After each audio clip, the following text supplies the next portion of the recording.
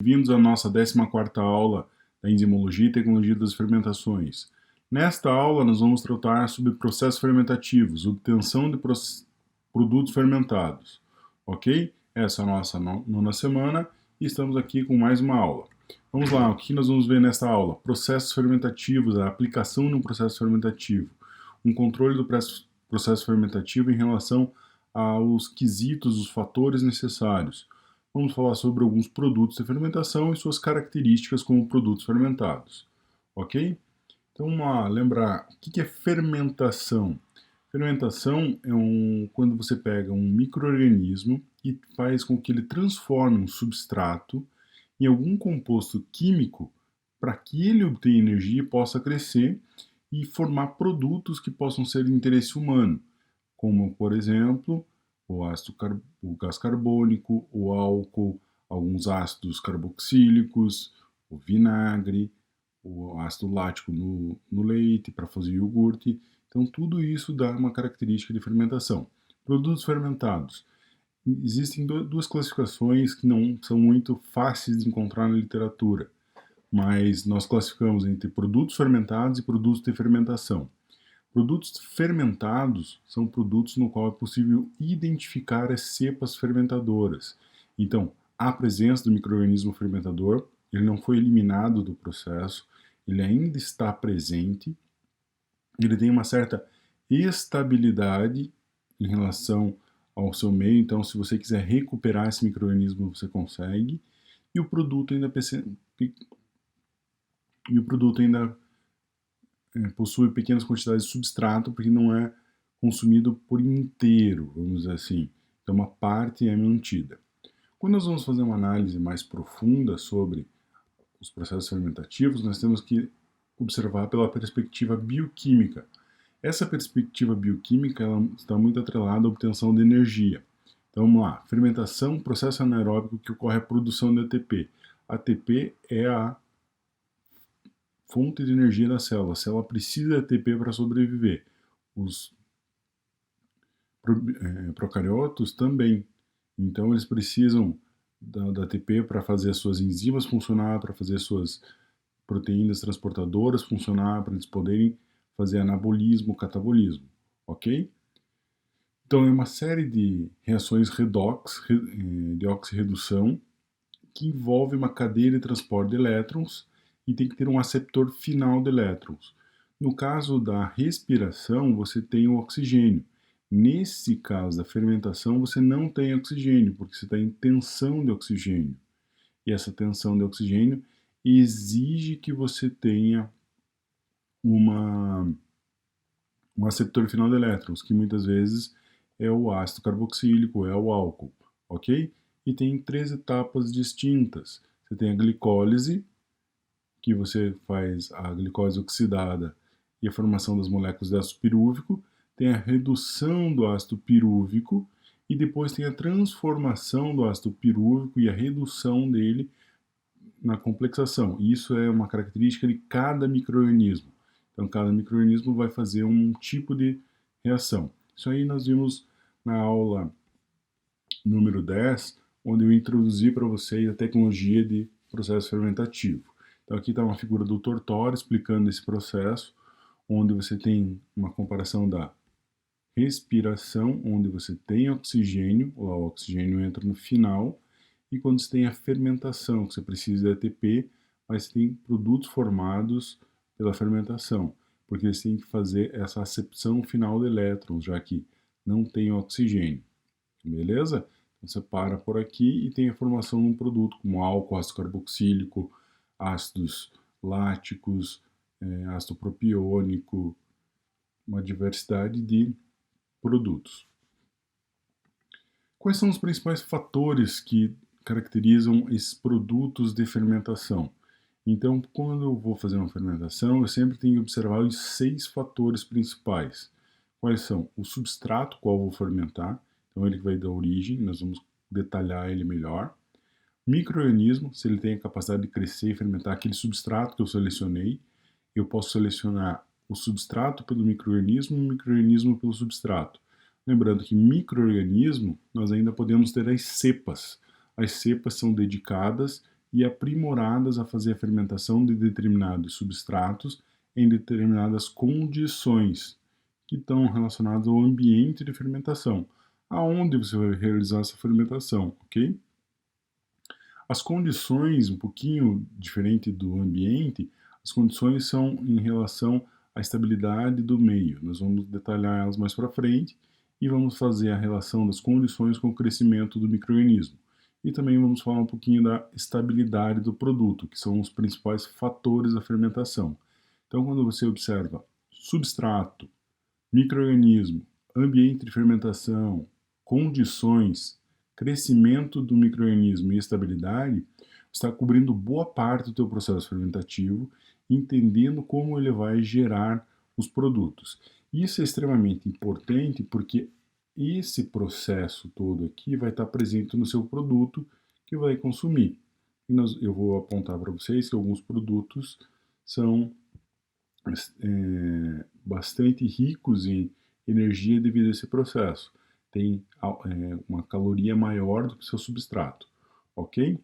Então, falando de substrato, quando eu seleciono o substrato, eu posso querer que transformar em alguma coisa. Por exemplo, quando eu tenho um substrato para fazer um produto lácteo, eu uso o leite.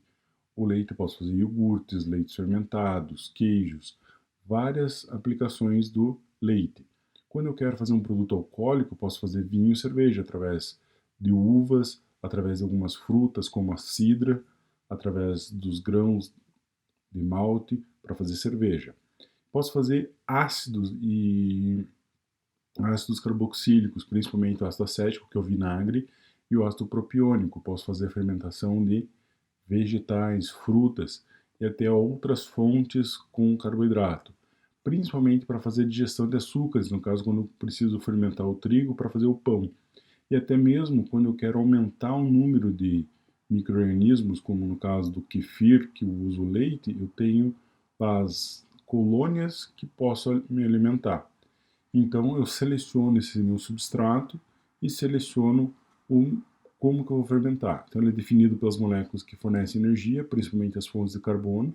Os carboidratos presentes em cada uma delas são um pouquinho diferentes. Também pode haver associação de proteínas e muitas vezes essas proteínas vão participar do processo fermentativo.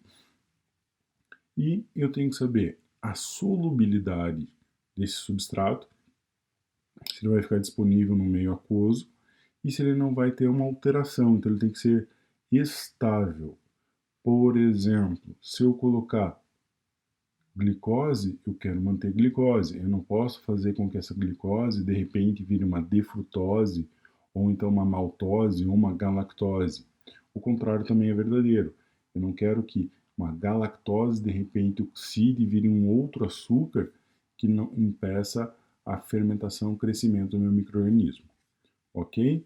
Vamos para a próxima etapa, que é essencial a fermentação. O micro-organismo.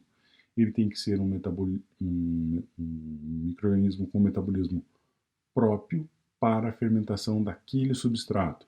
Não adianta tentar adaptar, porque muitas vezes vai perder tempo e só vai ter dor de cabeça na hora de fazer com que um micro-organismo desenvolva todo um processo metabólico, sendo que existe outra espécie ou outra cepa mais adaptada.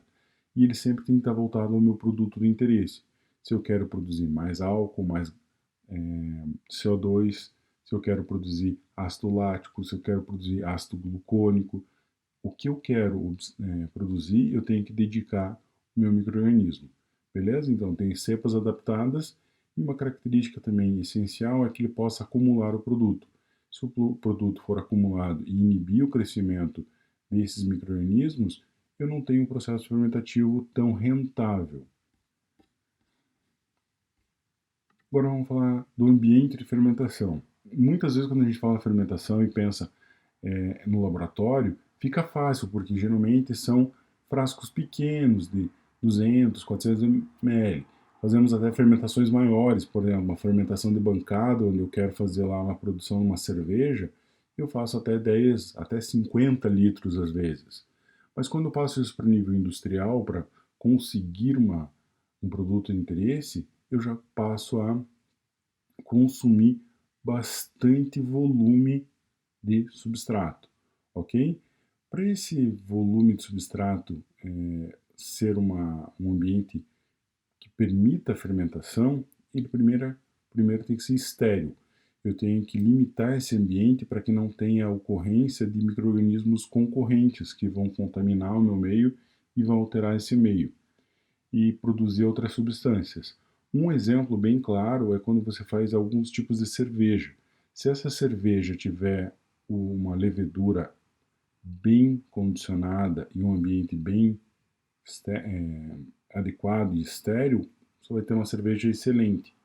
Mas, se por algum motivo o ambiente não for muito adequado, você pode contaminar essa cerveja, principalmente com lactobacilos e outros bacilos gram-positivos, que vão gerar um sabor bem desagradável, um sabor azedo, ácido, que não é gostoso na cerveja. Por outro lado, alguns tipos de cerveja, um tipo especificamente chamado cerveja sour, ele precisa dessa característica desses micro-organismos do ambiente. Então você deixa ele fermentar naturalmente, deixa ele ser contaminado. Então também vai conforme teu produto. Outros produtos que deixam ser contaminados e têm um processo de fermentação são os queijos. Os queijos, eles dependem do ambiente onde eles vão ficar fazendo a maturação para muitas vezes ser contaminados e desenvolverem aromas e sabores específicos. Uma das variedades que ainda não tem um padrão bem definido de queijos é o queijo da Serra da Canastra. Se você for em cada produtor vai ter um queijo diferente com sabor diferente, porque os micro-organismos são diferentes e geram essa maturação, essa fermentação do queijo de forma diferente, ok? Só que o ambiente ele tem que ser estável, ele tem que manter algumas condições e ele tem que ser adaptável. Então, por exemplo, eu posso ter que ajustar o pH, eu posso ter que incluir mais açúcares, eu posso ter que fazer uma oxigenação por um determinado tempo para favorecer o crescimento do meu micro-organismo, eu tenho que eliminar o CO2 produzido, então eu tenho que ser adaptável. Ele tem que ser específico e dedicado. Não adianta eu querer fazer dois produtos, duas fermentações ao mesmo tempo. Eu tenho que escolher. E até mesmo eu tenho que escolher se eu vou produzir o produto fermentado ou se eu vou produzir o micro-organismo para a fermentação. Se eu tentar fazer as duas coisas ao mesmo tempo, uma delas não vai sair bem feita, porque o ambiente exige que você tenha alguns cuidados. Por exemplo, quando eu quero aumentar o número de leveduras para fazer uma fermentação de cerveja, eu tenho que ter um ambiente que seja estéril, porém seja oxigenado. Quando eu quero fazer a fermentação da cerveja, esse ambiente não pode ser oxigenado. Ok? Vamos ver agora as condições, que eu já estou adiantando algumas coisas das condições. Condições essenciais para os micro-organismos: temperatura, pH e atividade de água.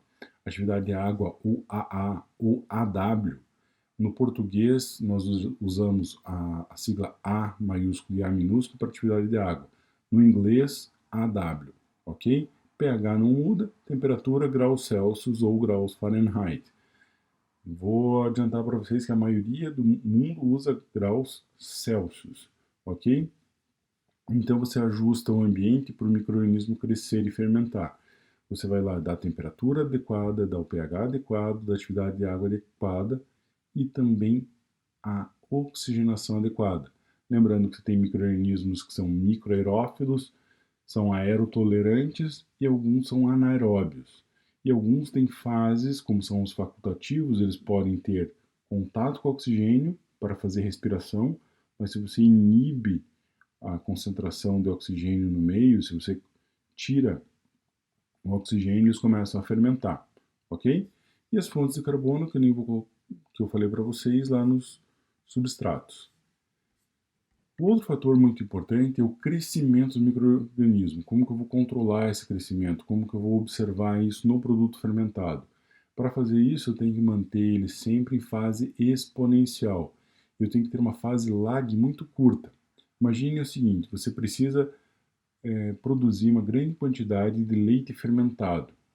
Já imaginou ter que esperar 3, 5, 10 dias para o teu micro-organismo se adaptar àquela condição do leite e começar a fermentar o leite para lá no 25º dia você ter o teu leite fermentado? O ideal é que você seja lá algumas horas de fase lag, então lá 10 horas de fase lag, e na fase exponencial isso seja bem elevado. Então lá com 5, 7 dias você já tem o teu produto, o que é o leite fermentado. Beleza? E você tem que tentar ajustar as condições, o ambiente e o substrato para que mantenha essa curva em exponencial. E se você tiver alguma alteração do meio, por exemplo, um contaminante ou alteração da condição adequada, ou a tua cepa já está muito cansada, você pode ter uma redução, né, nesse crescimento. Em alguns casos, o produto pode começar a inibir o crescimento. Ou então você tem alguma condição do substrato, quando ele vai fazendo o decaimento dele, que você vai transformando ele em produto, que possa inibir o crescimento. Quando nós formos fazer a fermentação do iogurte natural, eu vou mostrar para vocês o que acontece se você deixar o iogurte por muito mais tempo que necessário. Então, na verdade, o iogurte, como é um produto fermentado, nós temos uma fase lag bem curta, que dura poucas horas, e depois temos uma fase exponencial, onde nós temos que consumir o produto, porque se ele ficar com uma quantidade muito grande de micro-organismos ou chegar na fase estacionária, nós perdemos aquela característica organoléptica do produto. Beleza? E assim eu tenho que manter a estabilidade do meu produto, que são as características físico-químicas, e deve ser mantido no meio e não interferir no crescimento do micro-organismo.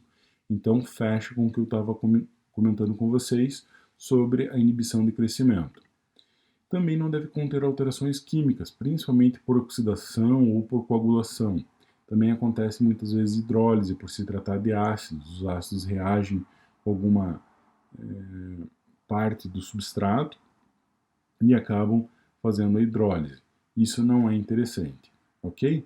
Agora, por que vocês estão aprendendo isso em farmácia? Então, eu vou mostrar alguns produtos de fermentação para vocês e nós já vamos discutir a questão da aplicação farmacêutica. Então, alimentos fermentados. Kefir, que é aqueles agregados, são mais de 30 micro-organismos reunidos de uma forma de consórcio, uma forma comensal, que podem fermentar tanto água com açúcar como leite, e daí você consome eles, eles têm uma propriedade que é probiótica. O kombucha, que é a partir do chá da Camellia sinensis, você obtém um produto fermentado. O picles, que você tem alguns micro-organismos que fermentam ele. O chucrute, que é o mais conhecido no nosso meio, que é a fermentação do repolho. O kimchi, que é muito comum nos países asiáticos, ele tem uma importância muito grande, principalmente na Coreia. O levain, que é o fermento de pão. Esse aqui, se vocês procurarem, várias famílias que fazem pão em casa devem ter lá o seu fermento. É muito comum os franceses eles guardarem esse levain para fazer o pão em casa, então é uma questão de família. E o tempeh, que é uma comida da Indonésia, que substitui a carne. Ele tem a quantidade de proteínas e fibras mais altas do que os outros vegetais. Então, para os vegetarianos e veganos, é uma boa opção. Beleza? Então, por que nós estávamos comentando sobre a importância desses produtos aqui? A maioria desses produtos tem propriedades probióticas. O que seriam essas propriedades probióticas?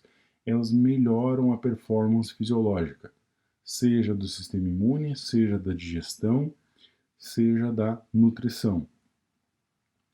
É interessante que muitas vezes concentrações de ácidos carboxílicos favorecem o sistema imune, principalmente o ácido lático. O ácido lático, produzido principalmente em iogurtes, faz com uma seleção das bactérias do trato gastrointestinal no intestino elimina aquelas bactérias com potenciais patogênicos. E você acaba tendo um equilíbrio dessa microbiota intestinal, ok? Então vale aqui a pensar sobre um pouco sobre isso. E por que é interessante pensar num probiótico? Com a tendência de nós preocuparmos cada vez mais com a alimentação, e uma alimentação saudável, não corrermos risco, e também, por outro lado, a conservação dos alimentos, é interessante nós conhecermos os alimentos fermentados, até mesmo para você utilizar de alguns alimentos que não possam mais ser consumidos da forma in natura, principalmente o leite. Se você possa fazer um iogurte ou um kefir, você já melhora, já agrega valor a esse produto. Para a farmácia também tem o interesse que eu posso pegar um produto desse probiótico e associar um tratamento. Então, por exemplo, você pode dar uma opção saudável para um indivíduo que está querendo fazer um regime ou precisa fazer uma substituição no alimento. Vou dar um exemplo aqui. Em vez de consumir o refrigerante, começa a consumir o kombucha. O kombucha, ele tem lá uma gaseificação, ele tem um sabor, ele pode substituir o refrigerante. Até mesmo por questão de sabor, você seleciona esses micro-organismos, ok? Então fica aqui uma reflexão para nós vermos como podemos aplicar essa fermentação, esses produtos fermentados no nosso dia a dia e até indicar para pacientes que buscam uma alimentação mais saudável. Pessoal, era isso. Coloquei aqui algumas referências que eu utilizei para a aula e até a próxima aula. Um abraço, tchau, tchau.